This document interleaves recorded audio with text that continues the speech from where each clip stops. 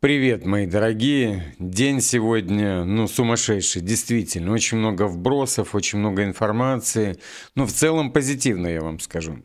Для нас, для Зеленского не особо позитивно, потому что вывалили 28 пунктов. Ну, уже некоторые начинают говорить, что это вбросы.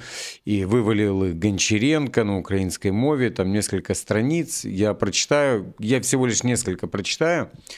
Потом хочу сказать, с чем не согласится Зеленский. Причина его несогласия будет. По-любому, при этом же американская сторона, в частности, Кэролайн, говорит о том, что есть позитив в этом направлении, и у Рубио есть позитив. Но мы знаем, Зеленским не управляет США, им управляют бриты. Как бриты скажут, так и будет. Но тут есть много всяких интересных. Начнем с заголовка. Купенск взят. Все. Сегодня Герасимов доложил Путину об этом, что Купенск уже взят. Вот, конечно же, Генштаб ВСУ говорит о том, что ничего никто не взял. Как это, знаете, 60 человек в Покровске, мы их всех уже выкурили и выбили. Так что поехали по пунктам. Я чуть-чуть прочитаю, остальные в телеграм-канале. Ссылка на телеграм есть под каждым видео, дорогие мои, так что переходите туда. Первое. Суверенитет Украины будет подтвержден. Ну, он и так был. Кто его оспаривал? Никто. Второе. Между Россией, Украиной и Европой будет заключено полное и всеобъемлющее соглашение о ненападении. Все неоднозначности последних 30 лет будут считаться урегулированными. Ну, мне кажется, Европу они имеют этих прибалтов. Вот. Третье. Ожидается, что Россия не будет вторгаться в соседние страны, а НАТО не будет расширяться дальше. Ну, так надо чуть-чуть отдвинуть от Финляндии. Вот. Потому что уже расширилась. Когда расширилась за счет миллионов людей погибших. Еще не до конца выздоровел, но все же. Чуть лучше. Поехали дальше. Будет проведен диалог между Россией и НАТО при посредничестве США для решения вопросов безопасности и создания условий для деэскалации, чтобы обеспечить глобальную безопасность и увеличить возможности для взаимодействия и будущего экономического развития. Пятое. Украина получит надежные гарантии безопасности. Шестое. Численность вооруженных сил Украины будет ограничена до 600 тысяч человек. Что-то я сомневаюсь, что Россия на это согласится. Ну, идем дальше. Украина согласится закрепить в своей конституции, что она не присоединится к НАТО, а НАТО согласится включить в свои уставы положение о том, что не принимают Украину ни при каких обстоятельствах. Вот один из пунктов, по которому уже будет Зеленского колбасить. Восьмое. НАТО согласится не размещать войска в Украине. Девятое. Европейские винтовки, военные силы будут размещены в Польше. Десятое. Гарантии США. А. США получают компенсацию за гарантию. Б. Если Украина вторгнется в Россию, она потеряет гарантию. С. Если Россия вторгнется в Украину, кроме резко скоординированного военного ответа, будут восстановлены все глобальные санкции, а также признание новой территории и другие выгоды от этой сделки будут отменены. Д. Если Украина без причины выпустит ракету по Москве или Санкт-Петербургу, гарантия безопасности будет считаться недействительной. 11 пункт. Украина имеет право на членство в ЕС и получит краткосрочный преференциальный доступ к европейскому рынку. Я думаю, на этом все и остановится. Пока этот вопрос рассматривается. Кейс Миндича, на самом деле, он такой показательный для Европы. Ну вот, чтобы их не брали. 12. Мощный глобальный пакет мер по восстановлению Украины, который включает, но не ограничивается. Ну и давайте уже это оставим для Телеграма, потому что я не уверен, что именно эти пункты являются, по-настоящему. Вот, потому что, Леша Гончаренко такой себе артист, который может просто работать на какие-то, я не знаю, там, хайпы и так далее, но я в любом случае, то, что вот сейчас размещено, 28 пунктов есть в Телеграме, приходите, и там много чего интересного. Ну и, как обычно, дорогие мои, начинаем с фронта, потому что весь позитив там. На сегодняшний день. При этом, знаете, тоже ВСУ говорили, что они контратаковали по Купенску, хотя картина показывает совсем другое.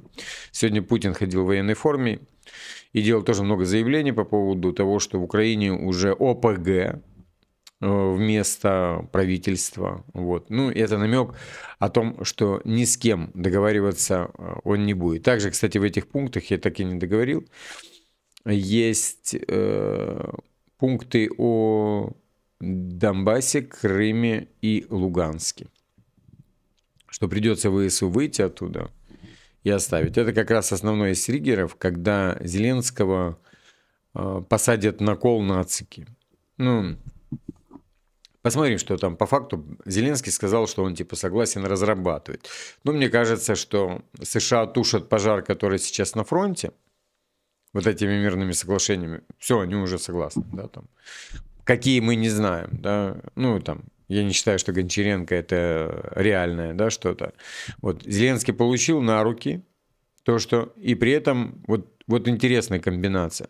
США тушат пожар на фронте, Зеленский тушит пожар у Трампа с помощью бритов. То есть он сейчас такой, знаете, согласен на все, чтобы только пыль улеглась с кейсом Миндича. И больше ничего. Ну, при этом фронт... Тут две разные, как вам сказать, причины, по которым пожары тушатся. Зеленскому-то пофиг, ему на народ пофиг, он будет уничтожать его, утилизировать там, пока не утилизирует под ноль. А второе, это как раз Украина, которую боится потерять Трамп. Вот это основной пожар. А Зеленский маневрирует между этим. Ну и сегодня он там встречался с фракцией своей, да, где сказал, что Ермака увольнять не будет. Ну, как бы, знаете, это мне меньше всего волнует, потому что там больше давления, я вот как бы с той стороны, которая со стороны США. Потому что США могут прекратить вообще там разведданные, заставить европейцев передавать разведданные, ну, перестать передавать, да, там, и куча всего. То есть и ПВО, и деньги, и оружие для партнеров, и куча запретов будет. Поэтому, как Левит сказала, что даже не обращая внимания на тех пессимистов, которые рассчитывают, что ничего не произойдет. То есть они жестко настроены. Ну, либо потеряют Украину, как я вам и говорил. Там другого нет выбора. Поехали на фронт. Российские войска захватили населенный пункт Веселое, который находится на высотах к востоку от Гуляй-Поля. Идут бои за Зеленый Гай и Высокое. Военные эксперты отмечают, что взятие этих высот российскими силами обеспечит им штурм Гуляй-Поля, к которому они также приближаются со стороны Яблокова. На участке севернее, со стороны рубежа Равнополье, Сладкое или Сладкое, также будут идти бои в полях. Здесь ВСУ пытаются выиграть время для организации обороны по реке Гайчур, точнее. Еще севернее боестолкновения продолжаются на подступах к Радосному и Новому Запорожью. В окрестностях Гая силы обороны не оставляют попытки контратак. Ну, попыток, даже можно так сказать. Поехали дальше. Армия России пытается захватить Ровное между Покровском и Мирноградом. ВСУ организовывают контратаки из Гришина. В Покровске штурмовые группы 2-й российской армии продолжают столкновения с окруженными формированиями ВСУ в микрорайонах Центральный и Горняк, а также на территории Западной промзоны. Идут бои в населенном пункте Ровное. ВСУ организовали 6 атак на бронетехнике подразделения 32-й и 425-й ВСУ из района Гришина. Ну, там скала имеется в виду. То есть, ну, тоже что-то там покусывается. Ну, да, дело-то не в этом. Это те, которые зажаты сейчас. Поехали. Покровское направление. Российские войска взяли под огневой контроль пути снабжения ВСУ из Гришина.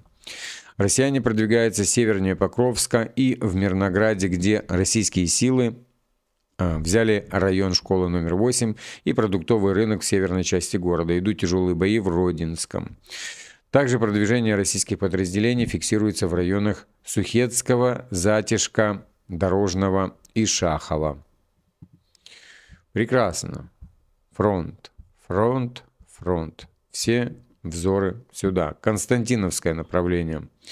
Российские войска продвигаются в окрестностях Предтечина. Идут бои за Иванополье в районе Александра Калинова. Идут бои в западной части Клебом-Быковского водохранилища. Продолжаются боестолкновения в восточной части Константиновки. Северск. Россияне давят на южную часть города Северск. Украинские военнослужащие отмечают, что российские силы небольшими группами заходят во дворы, выставляют засады, пытаются перерезать пехотным группам сил обороны любые возможности для маневра и выхода на более выгодные позиции. Юг города фактически превращается в лабиринт укрытий, где россияне и российские войска пытаются навязать ВСУ ближний бой. Отдельная проблема, по словам украинских военных, это российские FPV-дроны на оптоволокне, которые активно применяются по частному сектору, методично выбивая позиции сил обороны и наносят удары по передовой инфраструктуре. Это выглядит как целенаправленная подготовка под дальнейший рывок вглубь. Они расчищают себе проходы, выбивают все то, что может их сдержать, отмечают военнослужащие ВСУ.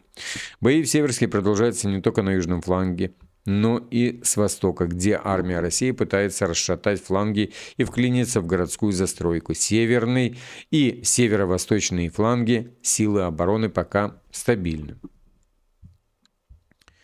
Дальше идем. Германия, конечно, как обычно, поддерживает Украину и без разницы. Я не знаю, в чем принцип ее, этой тупости, я так скажу. Сейчас включу оригинал, потом переведу. Erneut zu einem entscheidenden Zeitpunkt hier zusammen. Jeder weiß, dass der Winter, der Ukraine bevorsteht, der schwierigste werden wird. Und deswegen ist es mir noch einmal wichtig, ganz klar zu machen, die Bundesregierung... Достаточно его, этого типа. Это у него такая фамилия Вадефуль. Ну, интересная. Германия продолжит поддерживать Украину, несмотря на коррупционный скандал, заявил глава МИД ФРГ. Только из-за обвинений в коррупции мы не можем и не будем уменьшать нашу поддержку, подчеркнул Вадефуль. Он добавил, что было принято политическое решение о повышении объема помощи Украине. Молодцы, молодцы. Ну и вот непосредственно сам Покровск, дорогие мои, сейчас буду показывать и прокомментирую, что россиян в городе нет, это заявляет Генштаб ВСУ. Это все и ПСО, и искусственный интеллект нарисовал, дорогие мои, чтобы вы понимали. Покровск.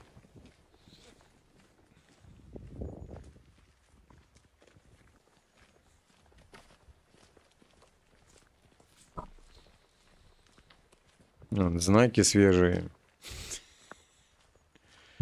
Боже, на голову не оденешь. Вот эту ложь их регулярную.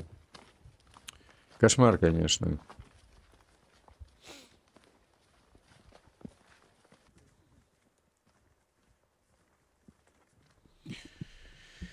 Побыстрее бы их выбили отовсюду, чтобы не изуродовали другие города. Это только из-за них. Ну вот и план, который передали офису президента, они написали у себя на странице. Зеленский официально получил от американской стороны проект плана, который, по мнению США, может активизировать дипломатию, сообщили в офисе президента. Отмечается, что Зеленский в ближайшие дни планирует обсудить с Трампом существующие дипломатические возможности и основные пункты, которые необходимы для мирного регулирования. Да, привезет свою карту и кучу этих куколдов европейских. Зеленский озвучил основные принципы Украины, важные для нашего народа. По итогам сегодняшней встречи мы договорились продолжить работу над пунктами плана, чтобы это обеспечило достойное завершение войны. Ну, вот это говорится в заявлении офиса президента. Таким образом, прямого отказа от принятия плана Зеленский не выразил. Но из-за заявления офиса президента становится понятно, что Киев заинтересован в доработке плана. Время потянуть, пожар потушить, чтобы дождаться, когда пыль от Миндичгейта уляжет. Он сегодня там собирал на нараду депутатов, запретили им там записывать на телефоны. Кто не хотел сдавать телефон, те не пускали на нараду туда. Поехали дальше. Генштаб ВСУ официально опроверг заявление российских военных о взятии Купинска. Генеральный штаб вооруженных сил Украины сообщает, что Купинск находится под контролем сил обороны в городе и в его окрестностях. Продолжение не хочу это читать. Поэтому, ну, это вот то же самое, что я вам показывал, да, по поводу Покровска. Россиян нет, все зачищено, 60 человек, мы их добиваем. Ну, какой смысл это читать? Итоги встречи, это уже BBC пишет, с фракцией «Слуга народа». Ну, они пишут, что отставок не будет. Зеленский в четверг вечером провел встречу с фракцией «Слуга народа», на которой дал понять, что отставки Ермака не будет. Увольнение Ермака ожидали на фоне... Мне кажется, это одно из условий спасения жопы Ермака, чтобы только Зеленский пошел на эти мирные условия. Но Зеленский разыгрывает вот эту свою хитрую карту, чуть будет сейчас оттормаживать, пока коалиция куколдов будет отрабатывать, ну, по Трампу имеется в виду. Увольнение Ермака ожидали на фоне громкого коррупционного скандала в Украине. 10 ноября Национальная антикоррупционная тролливали, там выдала ему несколько бывших и действующих. Короче, депутат и Игорь Кривошеев сообщил, что участники встречи просили сдать мобильные телефоны, пишет «Украинская правда». По данным источников издания, во фракции Зеленский дал понять, что отставок по команде не будет. Зеленский сказал, что вопрос кадра в офисе президента – это ответственность президента, и дал понять, что отставки Ермака не будет, сказал участник встречи. На встрече также обсуждалась замена министра вместо уволенных после Миндичгейта. Зеленский посоветовал депутатам предлагать кандидатуры Свириденко. Ну, там еще многое другое всякое говорил, там, которое есть в инсайдах. Ну, вот ложь, которую Зеленский посылает, опять же, BBC пишет Трампу. Наша команда Украины и США будет работать над пунктами плана для окончания войны. Мир нужен. И мы ценим усилия президента Дональда Трампа и его команды ради возвращения безопасности в Европу. Украина защищает жизни, короче, бла-бла-бла. Я читать не буду, потому что это омерзительная ложь, которую тоже не хочется читать и срать нам в уши. Ну, потом, конечно, уже в конце новостей я сделаем заключение, да, по тому, что сегодня было. Поехали. Опять же, BBC пишет, что российские военные утверждают, что взяли под контроль Купинск. Украинские военные этого не подтверждают. Об этом сообщил начальник Генштаба Герасимов в докладе президенту Владимиру Путину. Герасимов утверждает, что в Купинске уничтожаются отдельные мелкие группы украинских сил. По словам Герасимова, российские войска группировки «Запад» ведут бои за Кучеровку, или Кучеровку, Куриловку и Купинск-Узловой, активно продвигаясь в направлении Красного Лимана. Ну, посмотрим, все равно Россия, когда и говорит, они и подтверждения кидают какие-то. Дождемся подтверждения. СМИ говорят одно, ну, то, что им сказали, да, а видеофакты никто отменить не может, и опять же карта как выглядит. Смотрим.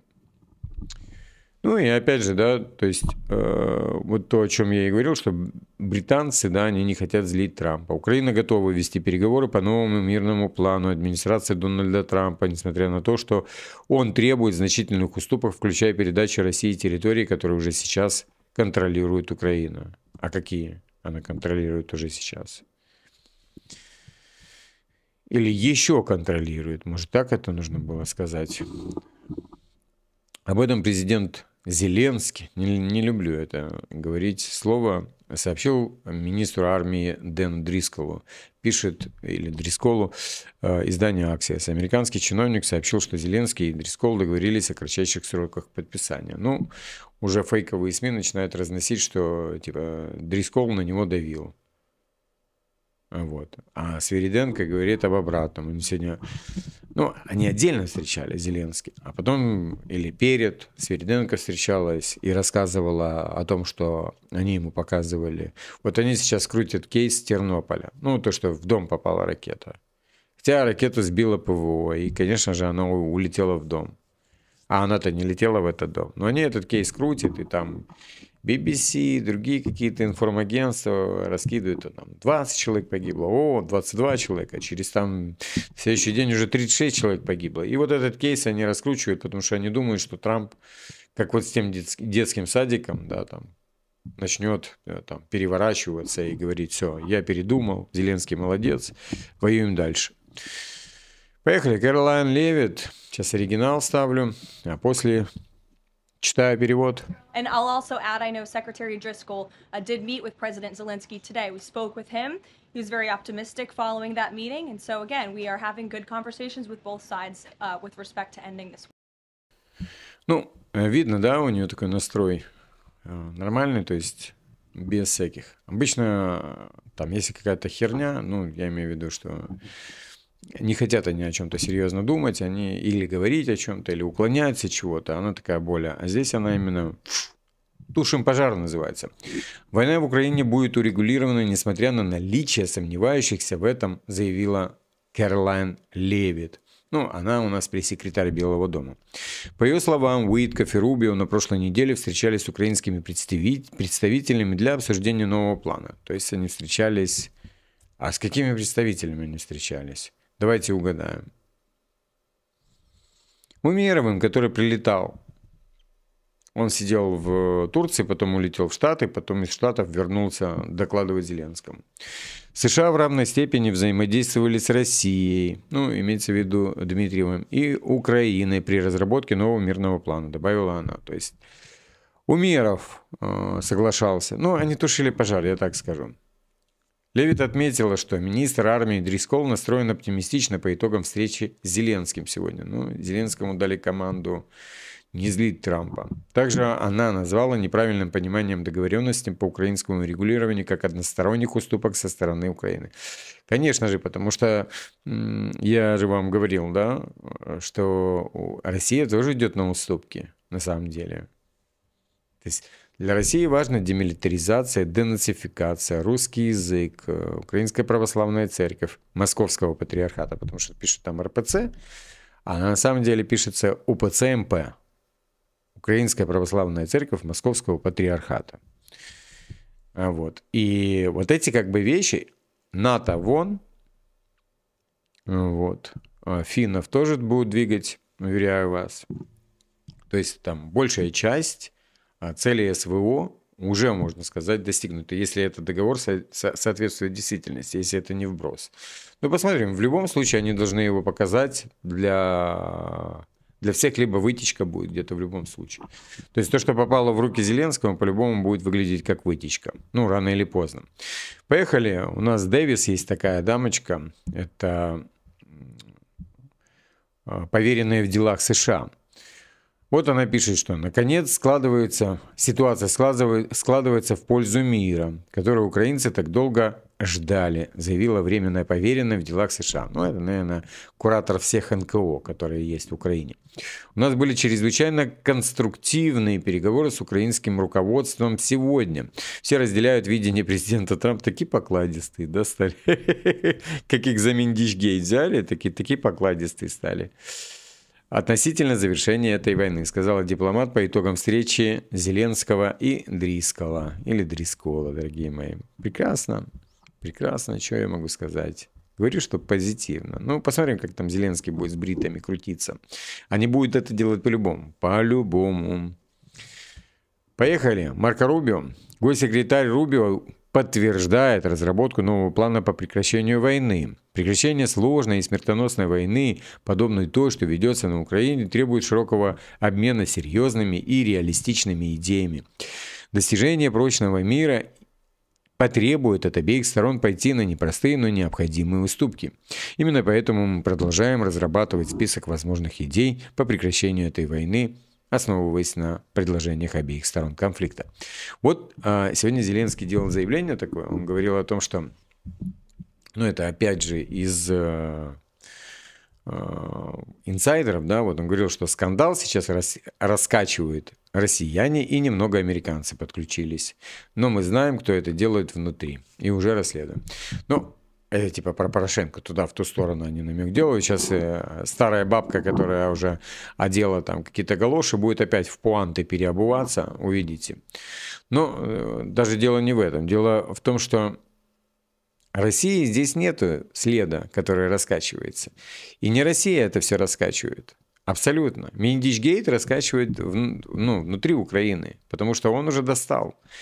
Миндичгейт был создан американцами. Я же говорю. НАБУ все просто принесли и все, идите. А НАБУ занималась СБУ. Ну, Малюком и всем остальным. За это их и взяли, за то, что они там копали. А Малюку и Зеленскому, то есть офису президента, также Кучме, да, там, от которого у нас Ермак все контролирует. Было важно, кто стучит внутри СБУ. Поэтому они и взяли набушника, который занимался именно по СБУ. Забрали все пленки, и теперь я же говорю, там часть людей посажена Шреком, да, а часть людей успела убежать. Так что, дорогие мои, сейчас вот Зеленский как раз и говорит о том, что они прекрасно знают, кто стучит, кто из депутатов стучит и так далее. Сейчас Шрек будет либо... Ты понимаете, тут нужно быстрее Шрека убрать. Ну, Шрек, как и Ермак, назначается Зеленский. Это не в Конституции, а в законе прописано, что... Или в Конституции даже прописано, что президент назначает это все. Поехали дальше. Зеленский получил проект мирного соглашения от Трампа и обсудит его с Трампом. Он сообщил, что обозначил ключевые принципы, важные для Украины, и по результатам встречи с посланниками Трампа стороны договорились совместно проработать пункты плана, чтобы он обеспечил достойное завершение войны. Дорогие мои, ну это так сладко ложится из уст Зеленского, из которого мы привыкли «нет», вот постоянно слышать «нет». Я же говорю, тушить пожар, вот тушит пожар.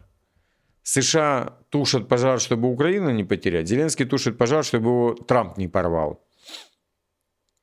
Ну, мы не видим европейцев. Где они там? Они ему шепотом нашептывают, и все. Сегодня, конечно, у нас отличился, я не знаю, это мем дня, это Корчинский, дорогие мои, который заявил, что украинцам лучше жить с коррупцией, чем свободными. Ну, сейчас послушаємо, дорогі мої. Или он там же називає, що, типа, не свободними. Справді, в багатьох державних компаніях існує корупція, і вона існує скрізь в світі. Але ж тут справа в тому, як це діло підносити в даному випадку. Якщо для того, щоб здолати корупцію, потрібно знищити державу, то я думаю, що нам, бо українцям, краще все-таки пожити деякий час іще з корупцією, ніж без держави. Але нам зараз пропонується фактично саме це. Знаете, Корчинский, когда врет, он похож на девушку, которая пришла на свидание из Тиндера, понимаете?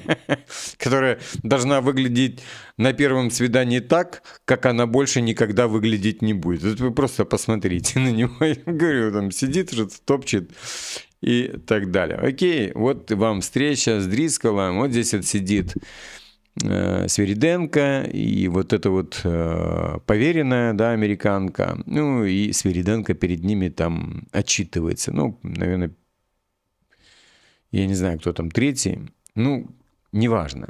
Свириденко начала, я же говорю, склонять их на сторону, вот знаете, жертвы, ну, типа, Украина должна быть жертвой. Она начала рассказывать там про Харьков и еще про какие-то вещи, да, там, такое.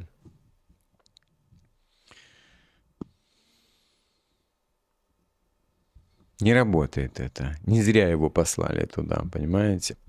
Ну и окей, давайте я вам сейчас покажу. Тут есть видео, где F-16 украинский гоняется за крылатой ракетой Х-101. Смотрим. Да.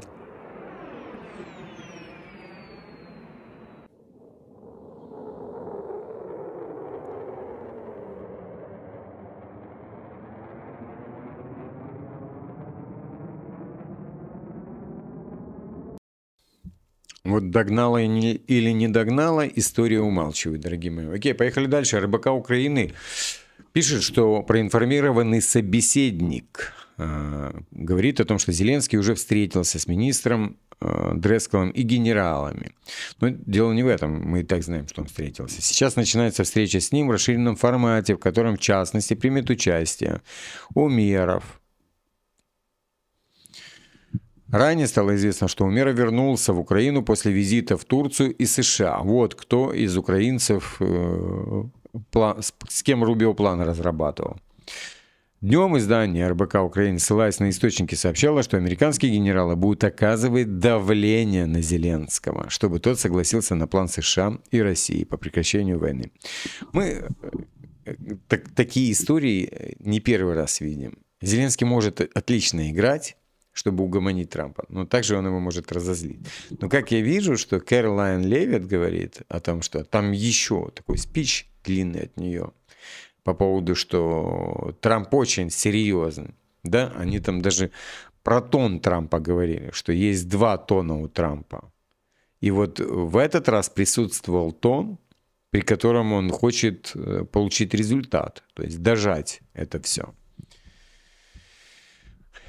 Теперь «Украинская правда» пишет, что Зеленский решил не увольнять Ермака, несмотря на недовольство в обществе его деятельностью и отдельными заявлениями представителей власти, пишет про «Украинская правда», со ссылкой на источник в политических кругах. Предложение об отставке Ермака появилось на фоне громкого коррупционного скандала. Накануне Верховная Рада Украины отправила в отставку министра юстиции и энергетики. Вечером в четверг должна была состояться встреча Зеленского с фракцией. Ну, она как бы состоялась, и вы знаете, чем она закончилась. Что Зеленский сказал, что никакого Ермака он увольнять не будет. И, знаете, без Ермака Зеленский не может и шага не сделать. Ну, понятно, что ему нужен Ермак, потому что он там что-то контролирует, что-то от кого-то передает, говорит ему, какую роль выполнять, во что играть. Скорее, тут Ермак через Зеленского не увольняет себя. Это больше похоже, потому что всем балом управляет как раз Ермак. А оно просто вот это вот гуляет и выполняет, да, там, так, сейчас ты играешь президента, понял, да, все, играй, погнали, все. Вот сейчас они хотят уволить меня, сейчас ты не должен уволить меня, понял? И вот в таком духе. Так что теперь, да, разберем. В целом все позитивно, потому что США этого хочет. Это очень важно. Зеленский как бы здесь не помеха. Вчерашние новости о том, что Европу никто спрашивать не будет, это еще один плюс. А Европа и не вылазит никуда. Вылез какой-то дрищ с фамилией Вафледрон, да, немецкий, который будет там помогать. Да нехай помогает. Если они хотят, чтобы немцев обворовывали, да пусть обворовывают без проблем. Зеленский может, у него там есть команда хорошая, которая их обворует. А то, что касается мирного трека, очень отлично. Плюс Путин сегодня вышел в военной форме. Это тоже о многом говорит. Я имею в виду посыл внешнеполитический о том, что не будете соглашаться, будем по фронту двигаться дальше. Поэтому на фронте пожар, США тушат пожар, понимая последствия, что потеряют Украину. Там очень много интересных всяких пунктов, да, там по редкоземам, там там много пунктов, при которых США должны забрать деньги у Украины, которые они инвестировали там на протяжении 30 лет, можно так сказать. Потому что многие говорят, что Трамп столько не инвестировал. Ну, Трамп врет, что там 300 миллиардов или 500 миллиона. На самом деле за 30 лет там больше денег инвестировано, которые посчитал Илон Маск во время работы в Доге. И он передал это все Трампу, и Трампу этими цифрами оперирует. Поэтому, конечно, они хотят забрать оттуда. А если проект Украины закроется, и они не договорятся с Путиным, ну, тогда почитайте пункты, они в Телеграме. Просто если я их буду читать, мы здесь час будем сидеть, дорогие мои, и раскладывать по каждому. А я же не смогу не раскладывать. Окей, дорогие мои, на этой позитивной нотке подписываемся обязательно. Вот я еще раз скажу, что вы у меня самые лучшие. И я вас всех обнял.